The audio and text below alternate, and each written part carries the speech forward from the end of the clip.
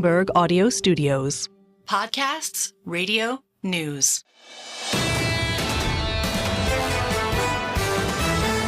This is the Bloomberg Surveillance Podcast. I'm Tom Keene, along with Paul Sweeney. Join us each day for insight from the best in economics, finance, investment, and international relations. You can also watch the show live on YouTube. Visit the Bloomberg Podcast channel on YouTube to see the show weekday mornings from 7 to 10 a.m. Eastern from our global headquarters in New York City. Subscribe to the podcast on Apple, Spotify, or anywhere else you listen, and always on Bloomberg Radio, the Bloomberg Terminal, and the Bloomberg Business app. We begin our coverage now of what's going on in Washington. David Gura, Greg Villiers to be with us later. We start strong from Brown University, the Taubman Center, Wendy Schiller, who, whatever your political persuasion, has really given us historical perspective. Wendy, I read every word of the Wall Street Journal TikTok this morning, and I assume they interviewed 40 people, blah, blah, blah. This goes on forever about the ageless battle of hiding a fragile president's health. Can you compare this to Woodrow Wilson? Can you compare it to other moments in history? Or is this original territory for our listeners and viewers with President Biden? Good morning, Tom. Good morning, Paul. I think you might compare it to Ronald Reagan more than Woodrow Wilson, simply because of the media access. And of course, you start to have much more talk radio. You have the nascent C-SPAN cable, but you have sort of media at full force and objective. Theoretically, as you know, when Woodrow Wilson was president in the early part of the 20th century, the media was not, quote unquote, objective. It was fairly partisan slanted. So now you're looking at Ronald Reagan, and starting in 84, 85, he runs again, obviously in 84, and he wins quite handily. But you can see more handling going on. We may not have seen it now, with Biden in the same exact way, because Reagan could pull it off. But we know that he was compromised. We know that he was in the beginning stages of Alzheimer's, and we know that his staff covered it up. So we know all that now. And so it just makes, I think, the media far more suspicious of the Biden administration, anybody who sort of experienced the Reagan administration, understanding how much can be, quote unquote, covered up with a president that may not be 100% on his game. What are you watching? I mean, it's a blur. Paul's watching certain things. I'm watching certain things. Our heads are spinning over this. What is Professor Schiller watching tick by tick? What is the thing that focuses? I'm looking at the difference between our daily lives and the functioning of the federal government and all this obsession with Biden's capacity. I understand it's a reasonable question to ask for an 81-year-old president who had a disastrous debate and shows signs of aging. There's no question it's fair game, but most Americans want to know, is the government working or is the government not working? And, you're talking about inflation. We sort of get a sense it might be easing. Things are slowing, but the economy is still pretty vibrant. The question is, does consumer sentiment shift in time to reward Biden for handling inflation or not? And I think that's really the big determinant. Age is a big deal in the media right now, but, is the federal government functioning? Yes, it is. Is it shut down? No, it isn't. Is he meeting with our NATO allies? Are we sending weapons where we need to send weapons in the interest of the United States? According to him, yes. So that's the big disconnect, is the media focus on this issue, whereas the rest of the country kind of experiences the federal government and says right now, except for inflation, it's working decently well. Wendy, I think if you talk to, again, most Democrats, they would say, we'll back any candidate that is best equipped to beat former President Trump. Is there any consensus who that is today, or are we still trying to figure out whether it's President Biden or someone else? Paul, that's exactly the right question, I think, to ask between now and November, if Biden doesn't drop out. Who runs the Democratic Party? I've said before, the president is the, titular leader of the Democratic Party, being a Democrat and being in the White House. But basically, we don't have any big power brokers that can really seal this deal. And second, is chaos on the Democratic side, if he steps down, something that's going to counter chaos on the Trump side? Because right now, Trump doesn't look chaotic. the Republicans look unified. In fact, they're modifying their abortion stance in their platform. Their convention is next week. If it's disciplined and Trump stays on message and doesn't go off the rails, the Republicans look orderly. The Republicans look like they have their act together, and the Democrats look like they're a mess. So this is really the big problem for the Democrats. You say he will lose to Trump, but if you create more chaos around the nominee, I think you magnify or expand the chances that you will lose to the Republicans, because they will look, for the first time in a long time, more orderly than the Democrats. Preview for us what you think the Democratic convention will look like, because boy, there are some crazy scenarios out there. They should send us. Yes, they should. Yeah, the Democratic convention right now, the rules of the convention and reinforced by state laws are that the delegates pledged to Biden have to vote for Biden on the first ballot. They can risk, sort of being penalized or possibly criminalized if they don't. But that's the deal that we have now. Could Biden strategically announce, let's say, 9 o'clock next Thursday night or something, maybe right when Trump is making his acceptance speech, that he is not running and that he's giving his delegates to Kamala Harris? He could do that. Or he could wait till the following Monday. And that becomes the news story, and that becomes the This is brilliant. nominee. Wendy, I wish you could go on for an hour. Paul asked a smart question. It's a brilliant answer. If we get that, the former president's in his Milwaukee moment, the Democrats come out and say, blah, blah, blah, whatever, to Harris, what will be the response of mainline Democrats? What will be the response southwest of Pittsburgh? What will be the response in West Virginia? What will be the response in Las Vegas of moderate, normal Democrats, not the elites? I think it might be some trepidation, but a sigh of relief that you won't have chaos. You won't have protests in Chicago. You won't have, Bernie Sanders, Elizabeth Warren running around sort of figuring out who they want. You won't have the appearance of dysfunction. You'll have orderly succession. She's the vice president of the United States. Now, we ask me what they'll think in Detroit, in Pittsburgh, as you mentioned, in Philadelphia, in Georgia, which is not in play right now. But if Kamala Harris is at the top of the ticket for the Democrats, it's back in play. In North Carolina, more than 1 million Black voters. Ask me about those states if Kamala Harris is the head of the ticket and what Democrats can figure out about voter mobilization, which they're not doing successfully now, but they could theoretically if she's at the top of the ticket. Wendy, YouTube live chat lights up like a candle when you're on. Thank you so much. Wendy Schiller of the Taubman Center.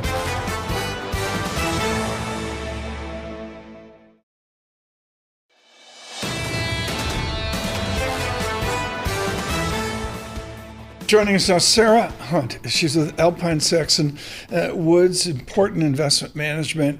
And I got to believe, I think Lael Brainerd with economics at Wesleyan as well, it really prepared you to study artificial intelligence. I mean, you're a mere mortal. You're running a portfolio. Are you doing well? Like, you got a first six months statistic? It's been a good year. We have several different strategies. We are ahead of the S&P in a couple, and about tracking it with a couple others. So you're in the game. It's been a good year. Yeah. How does a mere mortal, including all of our listeners, study the future of AI, where one report is it's all fiction, Goldman Sachs with a note, it's all fiction, we're all going to die, and another one saying, who's the guy that dresses fancy in the colors? Oh, Dan Ives. Dan Ives. Dan Ives goes to the moon. How do you synthesize that if you're a mere mortal with parchment from Wesleyan University?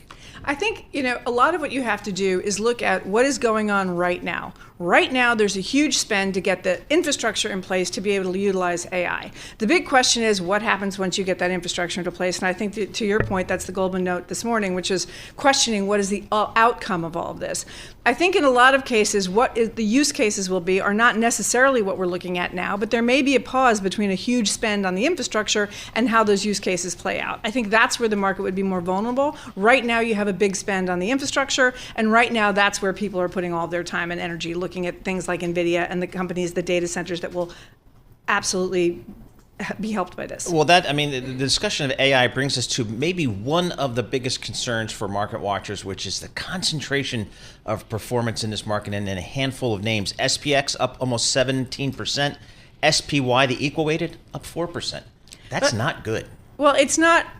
It just is, right? Yep. It's hard to evaluate whether that's a good thing or a bad thing. Sometimes narrow markets end badly, sometimes they don't. I think right now what you're seeing is the enthusiasm for a certain sector, but what that's also showing you is that the balance of the market hasn't run that fast, and so how expensive that is on a PE basis makes the rest of the market not look so expensive, which is what people are worried about. Those tech juggernauts are not cheap, and they remain not cheap because that's what people are chasing. But the balance of the market is not insanely expensive. Do you see their CFOs at these tech juggernauts, as you call them, adjusting and taking use of cash if there's a stumble, if it's not as rosy as it is expected to be?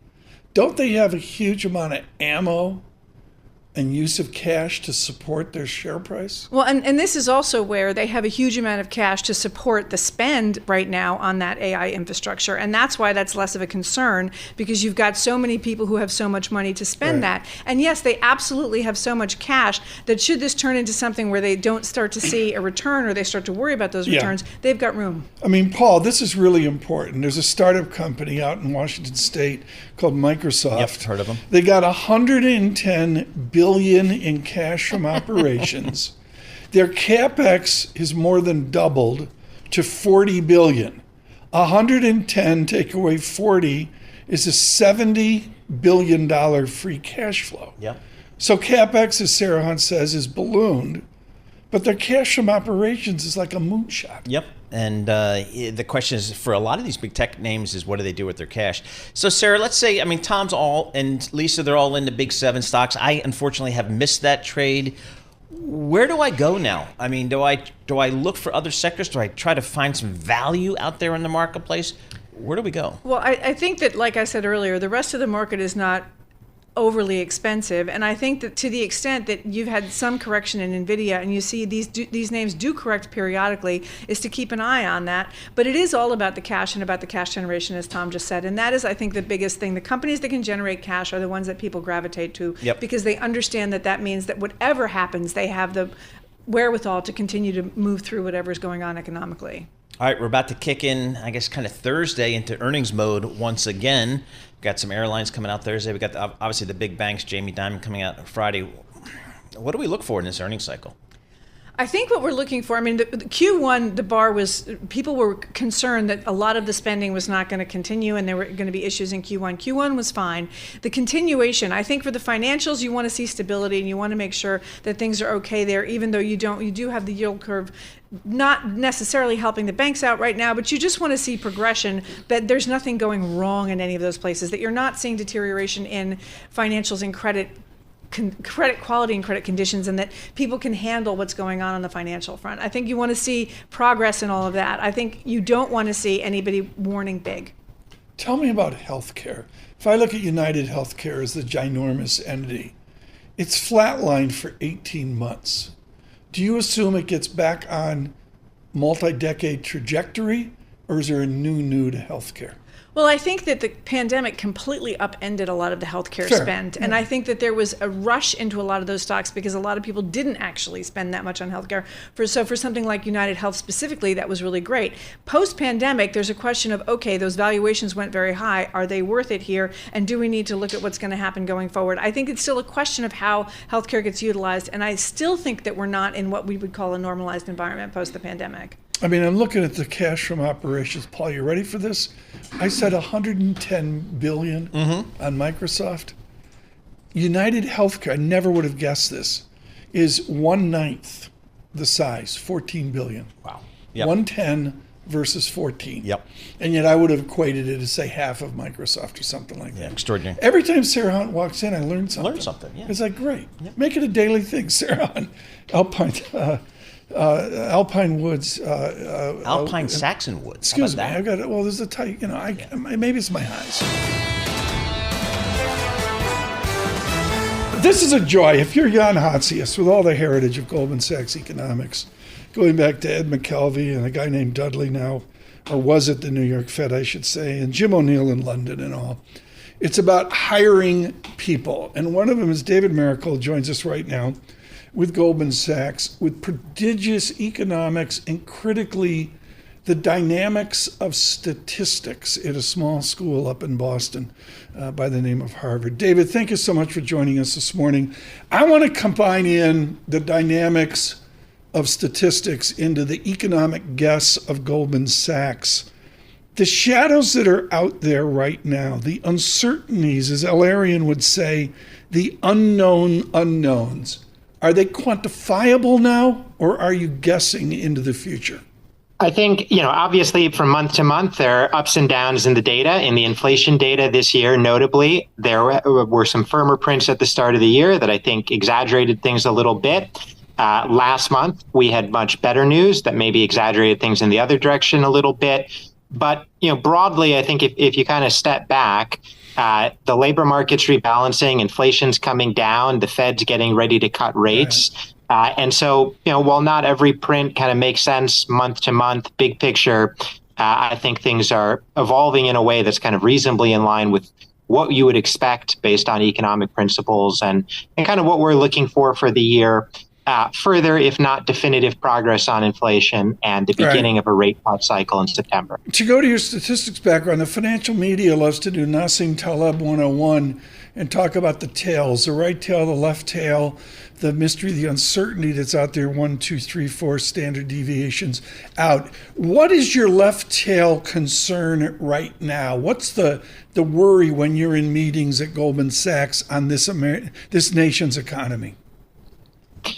I wouldn't say there's anything that looks like that big of a risk, but I think the most obvious thing to keep an eye on is that the unemployment rate has come up. On a 3-month average basis, it's up 0.5 percentage point. As Chair Powell said last week, that leaves us in a place with unemployment just a hair above 4. That is great by historical standards. But I would think you certainly don't want that to rise any further. Now, the reason I'm not that worried about it is that the Fed has a lot of room to cut interest rates if things do deteriorate further than they already have. I think that would be quite unnecessary in order to solve the inflation problem, which at this point is just a matter of waiting for lagged effects to go away. I think the Fed shares that view. And so, one pushback to this risk, and I think to many risks, is that if they do materialize in a more damaging way, the Fed is now at liberty to cut. So by that, I guess, rationale, David, is it more likely, in your opinion, for the Fed to wait here and maybe wait till, December or something like that? Obviously in June, we saw that opinions were pretty mixed on the FOMC, with 11 people looking for 1 cut or less, which could mean December, and a minority, 8, but one that I would guess includes the leadership looking for 2. My guess is that if the inflation numbers come in the way we're expecting this month and the next couple of months, we're looking for 21 basis points on core CPI this week, that the combination of better inflation news, an unemployment rate that's now risen, 0.5 point or so, and a chair who last week signaled that he sounded like he was ready to cut and maybe was willing to push a little bit for that will add up to a cut in September. David, how do you feel about the U.S. consumer here? There's a lot of concern out there that there's the haves and the have-nots, and maybe that divide has never been more pronounced than it is today, particularly in a world with higher inflation. How do you think about the consumer? How do you think the Federal Reserve thinks about the U.S. consumer? Yeah, look, from my perspective, a lot of the more pessimistic views have been overcomplicating things the last few years. We've had this year, as last year, solid real income growth. We have record strong household balance sheets. That to me looks like it was a pretty straightforward combination and recipe for solid consumption growth last year. It's not going to be as strong this year because job growth is slowing. Last year was exceptional.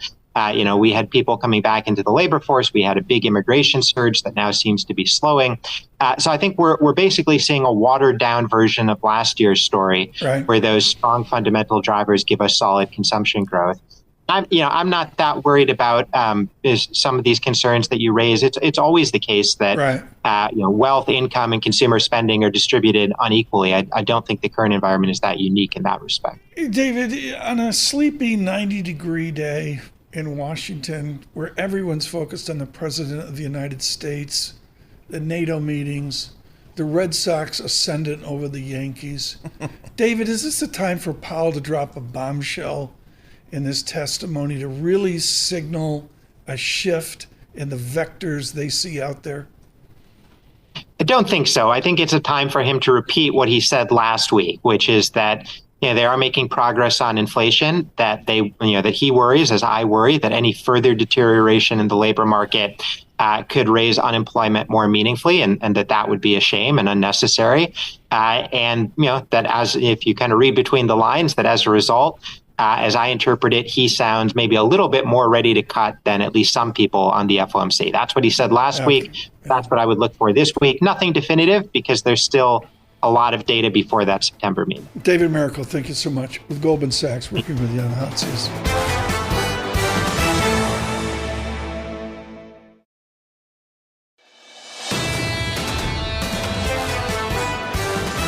Daily look at the front page is the Lisa Mateo Hour. Lisa, what do you have today?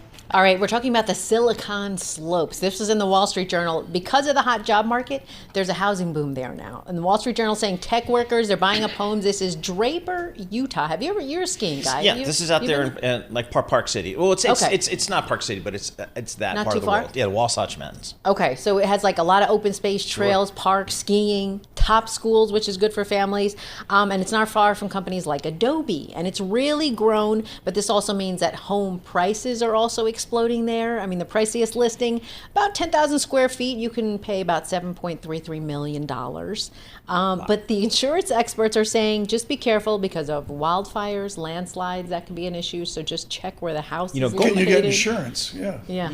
Now, Goldman Sachs put a big facility out there, I'm going to say 10 years ago. And they have a lot of their tech people out there. So, and I know some young folks recently took jobs out there. But isn't the heart of this debate that now it's just the elites buying it? Everything's all cash, right?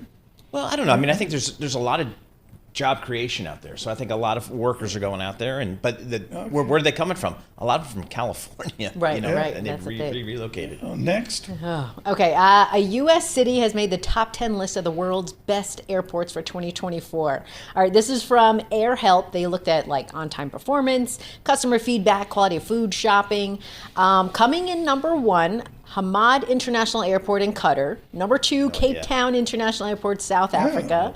Number 3, Chubu Centra Air International Airport in Japan. But the real surprise was that the U.S. actually made that top 10 list. We're talking about Utah, right? So this is Salt Lake City International Airport. You've been there? I mean, it came in 8th worldwide, 1st in the U.S., and so it's been making these different kind of upgrades. Its last phase completed this fall, but it just goes to show that U.S. airports starting to get some attention. It's a big deal. Like Kansas City built a new airport that they feel is vital for their growth, and I believe Kansas City is basically booming.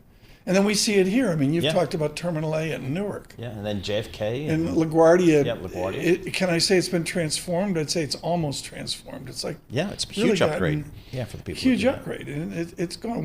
Why can't we do this with trains? That's what I don't get. Oh God. Penn Station. Why? I'm on a train in Switzerland. Bless their hearts, they're trying it. I'm on a train in Switzerland, and I'm going. I don't get it. If Switzerland can do this, you want to see that? You want to see Switzerland? Go to Hoboken, New Jersey. That train station is very reminiscent of some of these European open air train stations. It's really cool. Again, if anybody's in that part of the world, go do a little trip to Hoboken train station. Next. All right. This one actually stood out to me. So this is from Bloomberg Law. The rich, they want to make their wealth immortal. So estate attorneys, they're creating trusts that are aimed at extending the wealth until people, this is because they're getting cryologically preserved. So they can be revived even if it's hundreds of years later. So it's revival trusts. This is the new thing. It's an emerging area of law. They're starting to deal with it because cryogenic preservation is a big thing. Wait. You freeze yourself. You're freezing your stock portfolio or yourself? You're freezing yourself, but they're wondering what happens to that, stock portfolio after you're revived and come back. So when I come back in like 100 years, I want to have my cash there with me so I can... Exactly, but there's a lot of questions behind it. Like, can the money live indefinitely? Are you dead if your body is cryologically preserved? Are you considered revived if you only might have like your brain? Is there any proof that can do that? And the answer is no. It's tough. And there's lawyers there's a place in Arizona. I'm going through this here that has about 100 people frozen right now. Isn't Ted Williams frozen? It was just I have very strong opinions about that in my hero, and I don't know what the details are. That was 12 years ago. Yeah, crazy. but it's what happens to your money if So you it's do not come going back. to my kids, which, I don't know. I mean, it's not a perpetuity. This is just bizarre. This is what the world is coming to. This is like what happens when Lisa's in 90-degree heat. Next. And finally, this might come as a shocker, but McDonald's customers, they're not looking for the healthier options, okay? It was a recent conference. They said that their meatless burgers, the McPlant burger, didn't do well. Salads, they might bring them back. I didn't even realize they were gone. I mean, I guess I haven't been to McDonald's in a while, but they dished them in 2020, so they might come back. When was the last time you ate at McDonald's? Yeah, I guess since before 2020. A couple months ago, we did this. You said you've actually had a salad at McDonald's. I did, and that was the only thing I used to get. Well, when was the last time you had a burger at McDonald's? Or anything like or Burger King or any of the others? I don't know. I don't get them at the fast food chains. Was it Monday or was it Sunday? Yeah, exactly. But their chicken is more popular. Actually, it's just as popular as their beef. So the chicken and their coffee. Those are like the two hot items from McDonald's. You bring up a good point here. Let me do it. Folks, I'm doing this math quickly here. You can do that in the Bloomberg Professional Service.